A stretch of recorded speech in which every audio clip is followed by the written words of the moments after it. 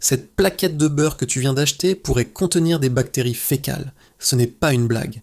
Des tests en laboratoire ont trouvé des coliformes, les mêmes bactéries présentes dans les matières fécales dans certaines des marques les plus vendues dans les supermarchés français.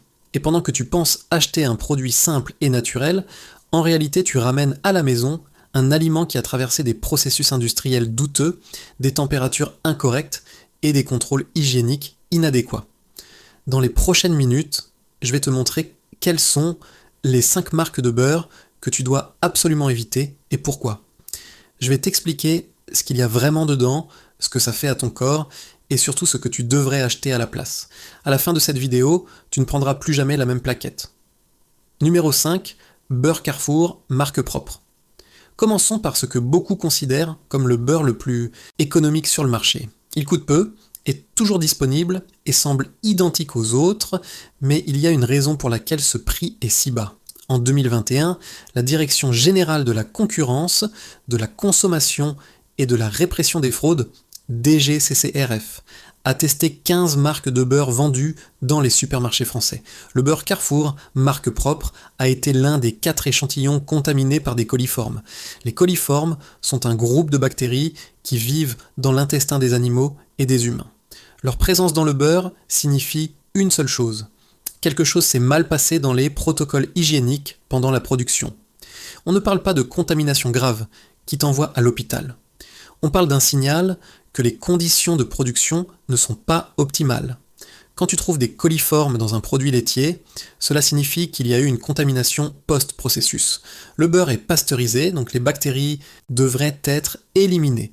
Si tu les trouves après, cela signifie qu'elles sont entrées pendant l'emballage, par la manipulation ou par des équipements mal nettoyés. Mais il y a un problème plus grand avec le beurre Carrefour. Tu ne sais pas d'où il vient. L'étiquette te dit seulement qu'il est produit avec du lait français, mais ne précise pas la méthode de production, et c'est crucial. En France, le Jourdan, la majorité du beurre est produite avec la méthode de l'écrémage par affleurement. Cela signifie que le lait est laissé au repos pendant des heures à des températures entre 12 et 22 degrés. La crème affleure naturellement en surface parce qu'elle est plus légère. Ça semble une méthode traditionnelle et authentique, non ? Le problème, c'est qu'à ces températures, les bactéries prolifèrent. La crème reste là immobile pendant 10, 15, voire 20 heures. Pendant ce temps, les micro-organismes se multiplient, la crème devient acide, développe des odeurs étranges et accumule des charges bactériennes qui doivent ensuite être éliminées chimiquement avant de produire le beurre. Carrefour ne te dit pas quelle méthode il utilise, ne te dit pas de quelle laiterie il provient, te donne seulement le prix le plus bas possible. Et quand une entreprise coupe les coûts au maximum, devine où elle coupe, sur la qualité des matières premières et sur les contrôles. Numéro 4, beurre Auchan. Auchan est une chaîne de supermarchés française avec une forte présence sur le territoire. Beaucoup de personnes font confiance à la marque parce qu'elles pensent que les produits de marque propre sont mieux contrôlés. Mais dans les tests de la DGCCRF, le beurre Auchan a été trouvé contaminé par des coliformes. Le même problème que Carrefour, des bactéries qui ne devraient pas être là. Le beurre Auchan est produit avec la méthode de l'affleurement. C'est un sous-produit de la filière fromagère. Quand tu produis ces fromages, tu dois utiliser du lait partiellement écrémé. Pour l'écrémer, tu laisses reposer le lait dans de grandes cuves. La crème affleure en surface, tu l'enlèves et tu l'utilises pour le fromage. Ce qui reste, la crème de rebut, est utilisée pour faire le beurre. Donc le beurre Auchan n'est pas fait avec du lait frais destiné à devenir du beurre, il est fait avec les restes de la production de fromage, et ces restes ont déjà subi des heures de repos à des températures non idéales, ont déjà accumulé des bactéries, ont déjà développé de l'acidité. Ensuite, il y a le problème de la traçabilité. Auchan ne produit pas le beurre directement, il le fait produire par des fournisseurs externes. Quel fournisseur ? On ne sait pas. Où ? On ne sait pas. Avec quels standards hygiéniques ? On ne sait pas. La seule chose qu'on sait, c'est que le test a trouvé des coliformes et que le score global était médiocre. Un autre aspect que beaucoup ignorent est le contenu en eau. Le beurre doit contenir au moins 82% de matière grasse et maximum 16% d'eau selon la réglementation européenne. Plus il contient d'eau, plus il est sujet à la contamination bactérienne. L'eau est l'environnement idéal pour les bactéries. Si le beurre a été produit avec des techniques médiocres et mal conservées, cette eau devient un terrain de culture parfait. Pourquoi Un producteur ne veut-il pas te dire comment il a fait son beurre, hein? Pourquoi ne te dit-il pas de quelle région vient le lait? La réponse est simple, parce qu'il sait que s'il le faisait, tu choisirais autre chose.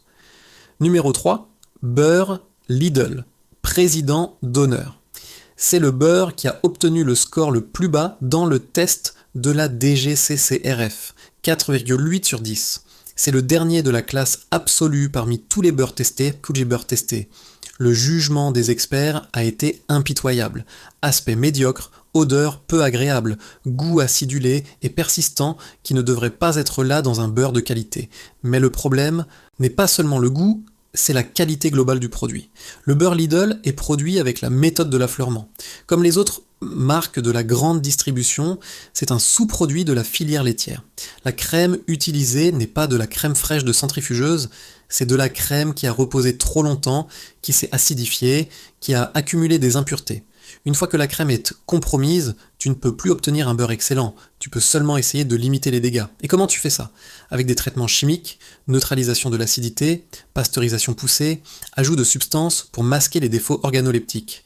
Le résultat est un beurre qui techniquement respecte les paramètres légaux, mais qui du point de vue qualitatif est faible. Les 10 juges experts qui ont goûté le beurre Lidl à l'aveugle l'ont classé dernier. Lidl est une chaîne sérieuse avec des standards élevés sur beaucoup de produits, mais sur le beurre, elle a fait un choix précis. Maximiser la marge de profit en utilisant la matière première la moins chère possible. Pourquoi? Parce qu'elle sait que la majorité des consommateurs français ne connaît pas la différence entre le beurre de centrifugeuse et le beurre d'affleurement. Ils ne savent pas que le beurre devrait être doux, pas acidulé. Ils ne savent pas qu'il devrait fondre en bouche sans laisser de résidus pâteux. Si tu essayais de manger le beurre Lidl cru sur une tranche de pain sans rien d'autre, tu comprendrais tout de suite. Ce goût acide ne devrait pas être là, cette consistance pâteuse ne devrait pas être là, cette sensation en bouche qui ne s'en va pas ne devrait pas être là. Ce sont tous des signaux d'un beurre mal fait avec des matières premières de basse qualité et des processus de production inadéquats.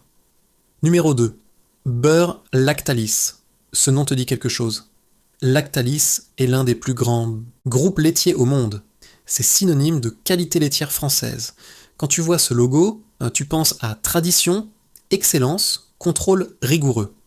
Et puis tu découvres que le beurre Lactalis a été trouvé contaminé par des coliformes. Non seulement ça, il a été parmi les pires dans le test global. Comment est-ce possible qu'une entreprise aussi importante produise un beurre aussi médiocre? La réponse se trouve dans la chaîne de production. Lactalis produit une large gamme de produits laitiers et de fromages. Pour faire ces fromages, il faut suivre un processus spécifique. Le lait doit être livré à une température non inférieure à 18 degrés. Il doit être laissé au repos pour l'affleurement de la crème. Ce processus est parfait pour faire du fromage, mais il est mauvais pour faire du beurre. La crème qui affleure pendant la production du fromage reste à des températures entre 12 et 22 degrés pendant 10-12 heures. À ces températures, les bactéries prolifèrent rapidement, la crème s'acidifie, devient un terrain fertile pour les coliformes, les levures et autres micro-organismes indésirables. Quand Lactalis prend cette crème pour faire du beurre, il doit faire face à un problème. Comment éliminer toute la charge bactérienne qui s'est accumulée? La solution et la pasteurisation agressive et les traitements chimiques pour neutraliser l'acidité. Mais ces processus ne peuvent pas faire de miracle. Ils ne peuvent pas transformer une matière première médiocre en un produit excellent. Le résultat est un beurre qui, malgré le fait qu'il porte le nom Lactalis, est de qualité inférieure. La présence de coliformes dans l'échantillon testé n'est pas un cas isolé. C'est le signal d'un problème systémique dans la production. Cela signifie que les protocoles de nettoyage n'ont pas été respectés. Cela signifie que les équipements n'ont pas été correctement désinfectés. Lactalis a la réputation, les ressources et l'expérience pour faire mieux, mais a choisi de traiter le beurre comme un sous-produit de série B. Il a choisi d'utiliser les restes de la production de fromage au lieu de dédier du lait frais à la production de beurre de qualité. Ce choix est économiquement sensé. Le fromage vaut beaucoup plus que le beurre. Mais du point de vue du consommateur, c'est une arnaque. Tu paies pour le nom Lactalis en pensant acheter de la qualité, alors qu'en réalité, tu achètes un sous-produit avec des problèmes hygiéniques documentés. Numéro 1, beurre Leclerc, marque repère. Nous voici arrivés au pire de tous. Et je sais que beaucoup d'entre vous ne s'y attendaient faux pas, parce que Leclerc s'est construit une réputation de qualité à prix accessible. Le beurre Leclerc, marque repère, coûte peu, et est présenté comme frais. Quand tu entres chez Leclerc, tu sens l'odeur du pain fraîchement cuit, du beurre frais, de la pâtisserie chaude. Tout semble authentique et artisanal, mais c'est une illusion soigneusement construite. Le beurre Leclerc n'est pas produit en France. Il est produit dans des usines en Pologne et en République tchèque, puis congelé, expédié en France et arrive dans les magasins. Ce que tu sens n'est que la phase finale d'un processus industriel commencé des semaines auparavant dans un autre pays. Pourquoi est-ce important ? Parce que le beurre précongelé nécessite des conservateurs supplémentaires pour survivre au transport. Ces conservateurs ne sont pas toujours déclarés sur l'étiquette parce qu'ils sont considérés comme des auxiliaires de fabrication plutôt que comme des ingrédients. Mais le vrai problème, c'est le contrôle qualité. En 2018, Leclerc a dû retirer plusieurs lots de pain pour contamination par des morceaux de plastique. En 2020, il y a eu des signalements de fragments de métal trouvés dans les produits de boulangerie. Ce ne sont pas des incidents isolés, ce sont le signal de processus de production qui n'ont pas de contrôle adéquat. Quand tu produis à cette échelle, dans d'énormes usines qui sortent des centaines de milliers d'unités par jour, il est impossible de maintenir des standards élevés à chaque étape de congélation, transport et décongélation, la qualité se dégrade. À chaque étape, le risque de contamination augmente. Mais il y a un détail crucial, la traçabilité. Qui a vraiment produit ce beurre ? Dans quelle usine ? Avec quel lait ? Leclerc ne le dit pas. L'étiquette indique seulement « beurre obtenu par affleurement » et peu d'autres. Aucune information sur le producteur réel, aucune indication sur la provenance du lait, aucun détail sur le processus de production. Ce manque de transparence est un problème énorme, parce que si demain tu découvres que ce beurre a un problème, tu ne sais même pas à qui t'adresser, tu ne sais pas d'où il vient, tu n'as aucun moyen de vérifier quoi que ce soit. Et il y a un dernier aspect qui rend le beurre Leclerc problématique, le contenu en sel. Certains emballages contiennent plus d'1 gramme de sel pour 100 grammes de beurre. Si tu manges 4 tranches de pain avec du beurre, tu consommes presque un tiers de ta limite journalière de sel. Le sel excessif n'élève pas seulement la tension, il endommage les vaisseaux sanguins, force les reins à trop travailler et fait perdre du calcium dans les os. À long terme, il contribue à l'ostéoporose, aux problèmes cardiovasculaires et à l'insuffisance rénale. Leclerc pourrait être transparent sur la provenance, pourrait utiliser de meilleures matières premières, mais ne le fait pas parce que son modèle économique repose sur le prix le plus bas possible. Alors, après tout ça, que devrais-tu acheter ? Ne t'inquiète pas, il y a des alternatives valables. Les tests de la DECRF ont promu le beurre échiré AOP, produit par barattage avec du lait frais. Il coûte plus cher, oui, mais la différence est nette. Ensuite, il y a le beurre Président Excellence, toujours par centrifugation, avec d'excellents scores organoleptiques. Si tu veux être sûr, cherche du beurre normand AOP comme Isigny-Sainte-Mère. Il est produit avec la méthode de la centrifugation rapide. La crème est séparée immédiatement après la traite à basse température sans donner le temps aux bactéries de proliférer. Le résultat est un beurre doux, crémeux, qui fond en bouche et ne laisse pas d'arrière-goût. Il coûte plus cher, oui, mais tu paies pour du lait frais, des processus corrects et des contrôles sérieux. Ou va chez le petit producteur local qui fait du beurre artisanal. La clé est de chercher du beurre de centrifugeuse, pas d'affleurement. Lis l'étiquette.